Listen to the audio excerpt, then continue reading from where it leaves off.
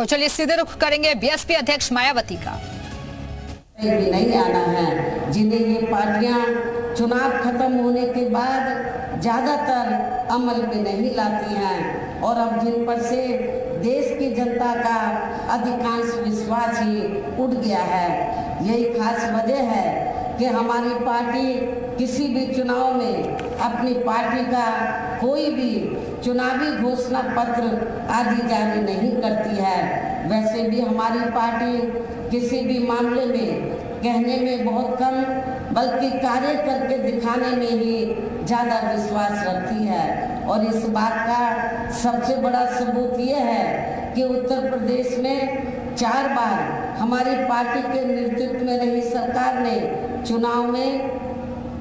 Party के बिना जारी किए गए चुनावी घोषणा पत्र के ही प्रदेश व आम जनहित में काफ़ी कुछ ऐतिहासिक कार्य करके दिखाए हैं, जिनकी अब देश में अधिकांश पार्टियों की सरकारें काफ़ी नकल भी कर रही हैं। जबकि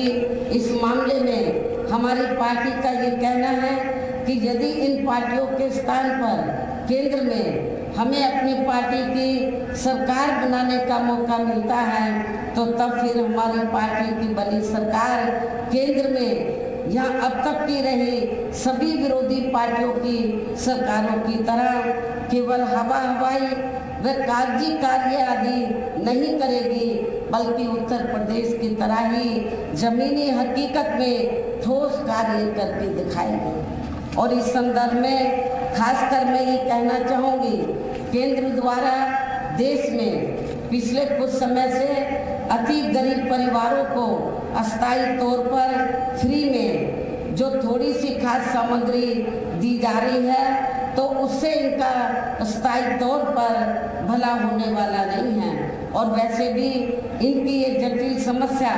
देश में हर हाथ को काम देने से ही केवल दूर हो सकती है, जिसकी तरफ हमारी पार्टी की बनी सरकार विशेष ध्यान देगी। साथ ही देश में पिछले काफ़ी वर्षों से आए दिन बढ़ रही गरीबी, बेरोजगारी व महंगाई आदि से भी जनता बहुत ज़्यादा दुखी है, परेशान है, जिसे भी आर्थिक नीतियों में तब्दीली करके जरूर दूर किया जाएगा। धर्म की आड़ में पिछले कुछ वर्ष